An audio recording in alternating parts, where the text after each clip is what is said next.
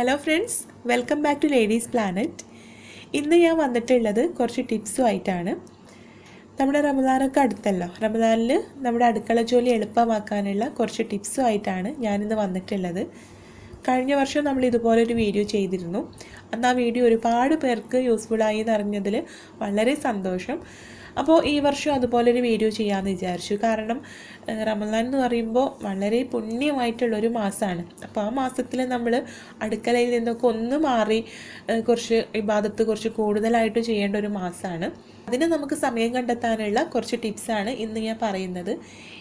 ഇത് നമ്മൾ റമദാൻ്റെ 2 ദിവസമോ തലേന്നൊക്കെ ഈ ടിപ്സൊക്കെ നമ്മൾ ചെയ്ത് വെക്കുകയാണെങ്കിൽ നമുക്ക് ഒരുപാട് സമയം ലാഭിക്കാൻ പറ്റും. അപ്പോൾ നമുക്ക് തുടങ്ങാം അല്ലേ. റമദാനിൽ നമ്മൾ കൂടുതലായിട്ട് ഉണ്ടാക്കുന്ന ഒരു ഐറ്റമാണ് തരിക്കഞ്ഞി. ഈ തരിക്കഞ്ഞി ഉണ്ടാക്കാനുള്ള റവ നമുക്ക് നന്നായിട്ട് വറുത്തെടുത്തതിന് ശേഷം തണുപ്പിച്ച് ഒരു ബോട്ടിലാക്കിയിട്ട് സൂക്ഷിച്ച് വെക്കുകയാണെങ്കിൽ നമുക്കത് ഓരോ ദിവസവും എടുത്ത് വറുത്തെടുക്കേണ്ട ആവശ്യമില്ല. ഡയറക്റ്റായിട്ട് നമുക്ക് തരിക്കഞ്ഞി ഉണ്ടാക്കാം. അപ്പോൾ അത് നന്നായിട്ട് വറുത്തെടുത്തതിന് ശേഷം നന്നായിട്ട് തണുപ്പിച്ചെടുക്കണം. എന്നിട്ട് ഒരു ബോട്ടിലാക്കിയിട്ട് സൂക്ഷിച്ച് വെക്കാം. ഫ്രിഡ്ജിലൊന്നും വെക്കണ്ട കേട്ടോ, പുറത്ത് തന്നെ വെച്ചാൽ മതി. പിന്നെ റമദാനിൽ നമ്മൾ കൂടുതലായിട്ടും ബ്രെഡ് ക്രംസ് യൂസ് ചെയ്തിട്ടുള്ള സ്നാക്സ് ഉണ്ടാക്കാറുണ്ട്. അപ്പോൾ അതിന് വേണ്ടിയിട്ട് ബ്രെഡ് ക്രംസ് നമുക്ക് നേരത്തെ തന്നെ റെഡിയാക്കി വെക്കാം. അപ്പോൾ ബ്രെഡ് ഒന്ന് ചൂടാക്കിയതിന് ശേഷം പൊടിച്ചെടുത്തിട്ടാണ് ഞാനിവിടെ ഉണ്ടാക്കുന്നത്. സാധാരണ രീതിയിൽ ഞാൻ ബ്രെഡ് ക്രംസ് ഉണ്ടാക്കുമ്പോൾ ബ്രെഡ് ഡയറക്റ്റായിട്ട് പൊടിച്ചെടുക്കുകയാണ് ചെയ്യുന്നത്. അപ്പോൾ നമ്മൾ കുറച്ച് കാലത്തേക്ക് സൂക്ഷിച്ച് വെക്കാനുള്ളതായതുകൊണ്ട് ബ്രെഡ് ജസ്റ്റ് ഒന്ന് ചൂടാക്കി എടുക്കുക. അപ്പോൾ ഇത് ഞാൻ ഫ്രിഡ്ജിൽ വെക്കാനുള്ളതാണ് കേട്ടോ പറയുന്നത്. പുറത്ത് വെക്കാനാണെങ്കിൽ റസ്ക് പൊടിച്ചെടുത്താൽ മതി. പക്ഷെ നമ്മുടെ സ്നാക്സിൻ്റെ പുറം ഭാഗം നല്ല ക്രിസ്പി ആയിട്ട് കിട്ടണമെങ്കിൽ ബ്രെഡ് ക്രംസ് തന്നെ യൂസ് ചെയ്യണം. റസ്ക് പൊടിച്ചതിനേക്കാൾ എന്തുകൊണ്ടും നല്ലത് ബ്രെഡ് ക്രംസ് ആണ്. അപ്പോൾ ഇതുപോലെ ഉണ്ടാക്കി വെക്കുന്നതാണ് എന്തുകൊണ്ടും നല്ലത്. പിന്നെ ഇത് പൊടിച്ചെടുത്തതിന് ശേഷം നമ്മൾ നന്നായിട്ട് മൊരിയിപ്പിച്ചെടുക്കുകയാണെങ്കിലും അത് റസ്ക് പൊടിയുടെ ആ ഒരു ഇതിലാണ് കിട്ടുക. ഇതുപോലെ നമ്മൾ ബ്രെഡ് പൊടിച്ചെടുക്കുകയാണെങ്കിൽ നമ്മുടെ സ്നാക്സിന് നല്ലൊരു കോട്ടിങ് കിട്ടും. അപ്പോൾ ഇതുപോലെ ബ്രെഡ് ക്രംസ് ഉണ്ടാക്കിയിട്ട് സൂക്ഷിച്ച് വെക്കുകയാണെങ്കിൽ നമുക്ക് ഓരോ ദിവസവും ബ്രെഡ് ക്രംസ് യൂസ് ചെയ്തിട്ടുള്ള സ്നാക്സ് ഉണ്ടാക്കുന്ന സമയത്ത് ബ്രെഡ് ക്രംസ് സെപ്പറേറ്റ് ആയിട്ട് ഉണ്ടാക്കിയെടുക്കേണ്ട ആവശ്യമില്ല. പിന്നെ നമുക്ക് കട്ട്ലറ്റ് ഉണ്ടാക്കിയിട്ട് ഫ്രീസറിൽ സൂക്ഷിച്ച് വെക്കാനായിട്ട് സാധിക്കും. അപ്പോൾ അതിന് വേണ്ടിയിട്ട് നമ്മൾ കട്ട്ലറ്റ് ഉണ്ടാക്കുമ്പോൾ കേടുവരാതിരിക്കാനായിട്ട് 1-2 കാര്യങ്ങൾ ശ്രദ്ധിക്കണം. അപ്പോൾ ഒന്നാമത്തെ കാര്യം എന്താണെന്ന് വെച്ചാൽ കട്ട്ലറ്റിലേക്കുള്ള പൊട്ടാറ്റോ വേവിക്കുന്ന സമയത്ത് തൊലിയോട് കൂടിയിട്ട് വേവിച്ചെടുക്കണം. ഉരുളക്കിഴങ്ങ് നമ്മൾ മുറിച്ചെടുത്തിട്ടാണ് വേവിക്കുന്നതെങ്കിൽ അതിനുള്ളിലേക്കൊക്കെ വെള്ളം കടന്ന് കട്ട്ലറ്റ് പെട്ടെന്ന് കേടായി പോവും. രണ്ടാമത്തെ കാര്യം എന്താണെന്ന് വെച്ചാൽ കട്ട്ലറ്റിലേക്ക് നമ്മൾ ചിക്കൻ എടുക്കുമ്പോൾ ആ ചിക്കൻ നന്നായിട്ട് പിച്ചിയെടുക്കുകയും മിക്സിയിലിട്ട് കറക്കിയെടുക്കുകയൊക്കെ ചെയ്തതിന് ശേഷം ഒരു പാനിലിട്ടിട്ട് നന്നായിട്ടൊന്ന് മൊരിയിപ്പിച്ചെടുക്കണം. അതിലുള്ള ഈർപ്പൊക്കെ നന്നായിട്ട് പോകണം. എന്നാലാണ് നമ്മുടെ കട്ട്ലറ്റ് കൂടുതൽ കാലം കേടാകാതെ ഇരിക്കുള്ളൂ. പിന്നെ നമ്മൾ കട്ട്ലറ്റിലേക്കുള്ള ഒരു മസാല ഉണ്ടാക്കുന്ന സമയത്ത് നന്നായിട്ട് മൊരിയിപ്പിച്ചെടുക്കണം കേട്ടോ. സവാളയൊക്കെ നല്ല മൊരിഞ്ഞ് വരുന്ന വരെ നമുക്ക് ആ ഒരു മസാല വഴറ്റിയെടുക്കണം. അപ്പോൾ ഇതുപോലെ നല്ല പെർഫെക്റ്റ് ആയിട്ട് ഉണ്ടാക്കുന്ന ഒരു കട്ട്ലറ്റിൻ്റെ വീഡിയോ നമ്മൾ മുൻപ് ചെയ്തിട്ടുണ്ട്. അതിൻ്റെ ലിങ്ക് ഞാൻ ഡിസ്ക്രിപ്ഷൻ ബോക്സിൽ കൊടുക്കാം. ഇതുപോലെ കട്ട്ലറ്റ് മോൾഡ് ചെയ്തെടുത്ത് ബ്രെഡ് ക്രംസ് കൊണ്ടൊക്കെ കോട്ട് ചെയ്തതിന് ശേഷം അതൊരു കണ്ടെയ്നറിലാക്കിയിട്ട് മൂടി ഫ്രീസറിൽ വെക്കുകയാണെങ്കിൽ നമുക്കത് 20 ദിവസത്തോളം കേടുകൂടാതെ സൂക്ഷിച്ച് വെക്കാം. നമുക്കിത് ഉണ്ടാക്കിയെടുക്കുന്നതിൻ്റെ 15 മിനിറ്റ് മുൻപായിട്ട് ഈ കണ്ടെയ്നർ എടുത്തിട്ടൊന്ന് പുറത്ത് വെക്കാം. അപ്പോൾ പുറത്ത് വെക്കുമ്പോൾ അതിൻ്റെ ലിഡൊന്ന് ഓപ്പൺ ചെയ്ത് വെക്കണം കേട്ടോ. അല്ലെങ്കിൽ അതിൽ നിന്ന് വെള്ളം ഇറങ്ങിയിട്ട് നമ്മുടെ കട്ട്ലറ്റ് പെട്ടെന്ന് തന്നെ കേടായി പോവും. പിന്നെ നിങ്ങൾക്ക് ഇതുപോലുള്ള കണ്ടെയ്നറിന് പകരമായിട്ട് സിപ്പ് ലോക്ക് ബാഗിലാക്കിയിട്ടും സൂക്ഷിച്ച് വെക്കാം കേട്ടോ. അങ്ങനെ ആകുമ്പോൾ നമുക്ക് ഒരുപാട് സ്ഥലം ലാഭിക്കാൻ പറ്റും. നോമ്പ് തുറക്കുന്ന സമയത്ത് നമ്മൾ അധികം നാരങ്ങ വെള്ളം ഉണ്ടാക്കാറുണ്ട്. എത്ര ജ്യൂസ് ഉണ്ടെങ്കിലും നാരങ്ങ വെള്ളം കുടിക്കുമ്പോൾ കിട്ടുന്ന ആ ഒരു എനർജി അതൊന്ന് വേറെ തന്നെയാണ്.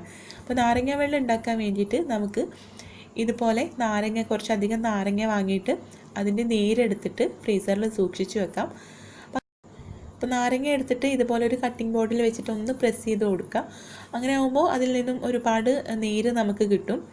അപ്പോൾ നിങ്ങൾക്ക് ഈ നാരങ്ങ കാണുമ്പോൾ തന്നെ മനസ്സിലാകുന്നുണ്ടാകും നല്ല സോഫ്റ്റായി വന്നിട്ടുണ്ട്. അതിനുശേഷം ഇത് കട്ട് ചെയ്തിട്ട് നീരെടുക്കുകയാണെങ്കിൽ നമുക്ക് ഒരുപാട് നീര് കിട്ടും.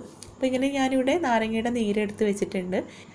നാരങ്ങ നീരെടുത്തിട്ട് അതിലുള്ള കുരുവൊക്കെ കളഞ്ഞതിന് ശേഷം നമുക്ക് ഈ നീര് മാത്രമായിട്ട് ഫ്രീസറിൽ ഐസ് ട്രേയിൽ സൂക്ഷിച്ച് വെക്കാം.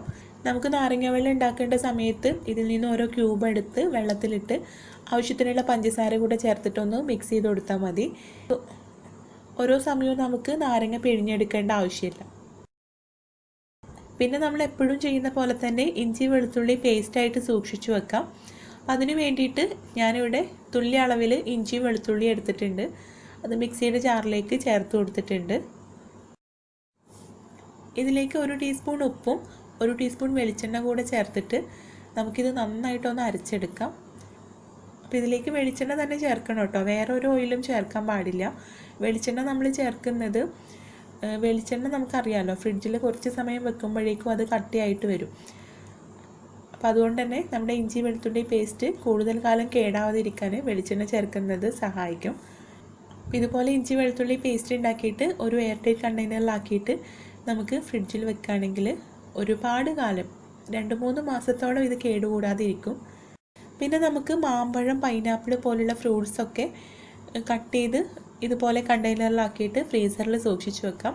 അങ്ങനെയാണെങ്കിൽ നമുക്ക് സ്മൂത്തി, ജ്യൂസൊക്കെ അടിക്കുന്ന സമയത്ത് അതെടുത്ത് നേരിട്ട് പാലൊഴിച്ചിട്ട് അങ്ങോട്ട് അടിച്ചെടുത്താൽ മതി. തൊലി കളഞ്ഞെടുക്കേണ്ടയും കഷ്ണങ്ങളാക്കേണ്ട ബുദ്ധിമുട്ടൊന്നുമില്ല. പൈനാപ്പിളൊക്കെ തൊലി കളഞ്ഞെടുക്കണമെങ്കിൽ നമുക്ക് ഒരുപാട് സമയം വേണമല്ലോ. അപ്പോൾ ഇങ്ങനെ ചെയ്ത് വെക്കുകയാണെങ്കിൽ വളരെ നല്ലതാണ്. ഒരുപാട് സമയം നമുക്ക് ലാഭിച്ചെടുക്കാനായിട്ട് പറ്റും. പിന്നെ നമുക്ക് ചുവന്നുള്ളി റമദാനിൽ അത്യാവശ്യമായിട്ടുള്ളൊരു സാധനമാണ്. കാരണം തരിക്കഞ്ഞിയൊക്കെ ഉണ്ടാക്കണമെങ്കിൽ നമുക്ക് ഡെയിലി വേണ്ട ഒരു സാധനമാണ് ചുവന്നുള്ളി. അപ്പോൾ ഈ ചുവന്നുള്ളി നമുക്ക് തൊലി കളഞ്ഞ് ഒരു ബോട്ടിലാക്കിയിട്ട് ഫ്രിഡ്ജിൽ സൂക്ഷിച്ച് വെക്കാം. പിന്നെ ചുവന്നുള്ളി സൂക്ഷിച്ച് വെക്കുമ്പോൾ ശ്രദ്ധിക്കേണ്ട ഒരു കാര്യം, തൊലി കളഞ്ഞ് നേരെ അങ്ങോട്ട് ബോട്ടിലാക്കുക. കഴുകിയെടുക്കാനൊന്നും നിൽക്കരുത്.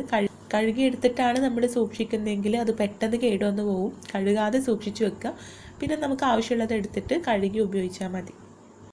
പിന്നെ നമ്മൾ വറുത്തരച്ച കറികൾ ഉണ്ടാക്കാറില്ലേ, വറുത്തരച്ച കറികളിലേക്ക് ആവശ്യമായിട്ടുള്ള തേങ്ങ നമുക്ക് നന്നായിട്ട്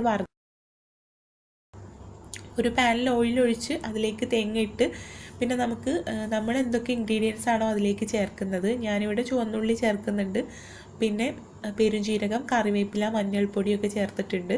ഇതെല്ലാം ചേർത്തിട്ട് നമുക്കിത് നന്നായിട്ടൊന്ന് വറുത്തെടുക്കണം. വറുത്തതിന് ശേഷം ഒന്ന് തണുപ്പിച്ചെടുക്കുക. തണുത്തതിന് ശേഷം ഒരു ബോട്ടിലാക്കിയിട്ട്, ഞാനിപ്പോൾ ഫ്രിഡ്ജിലാണ് വെക്കുന്നത്. ഫ്രിഡ്ജിൽ വെക്കണം എന്നൊരു നിർബന്ധമില്ല. വെളുത്തുള്ളിയൊക്കെ ഇടുമ്പോൾ അത് നമ്മൾ പുറത്ത് വെച്ചാൽ പെട്ടെന്ന് കേടായി പോവും. അപ്പോൾ അതുകൊണ്ട് ഞാനിപ്പോൾ ഇത് ഫ്രിഡ്ജിലാണ് വെക്കുന്നത്. നിങ്ങൾക്കിത് പുറത്ത് വെച്ചാൽ മതിയെങ്കിൽ ഈ ഉള്ളിയൊന്നും ഇതിലേക്ക് ചേർക്കാതിരുന്നാൽ മതി.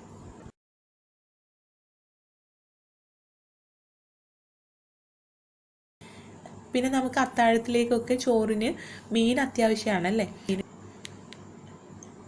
അപ്പോൾ ഇതുപോലെ മീൻ മസാല പുരട്ടി വെക്കുകയാണെങ്കിൽ നമുക്കത് ഫ്രൈ ചെയ്യുന്നതിൻ്റെ 1 മണിക്കൂർ മുൻപ് അത് പുറത്തെടുത്ത് വെച്ചാൽ മതി. ക്ലീൻ ചെയ്യേണ്ട ആവശ്യമില്ല, മസാല പുരട്ടേണ്ട ഒന്നും ആവശ്യമില്ല. അപ്പോൾ കുറച്ച് കൂടുതൽ വാങ്ങിയിട്ട് ഇതുപോലെ മസാല പുരട്ടി ഫ്രീസറിൽ വെച്ചാൽ മതി.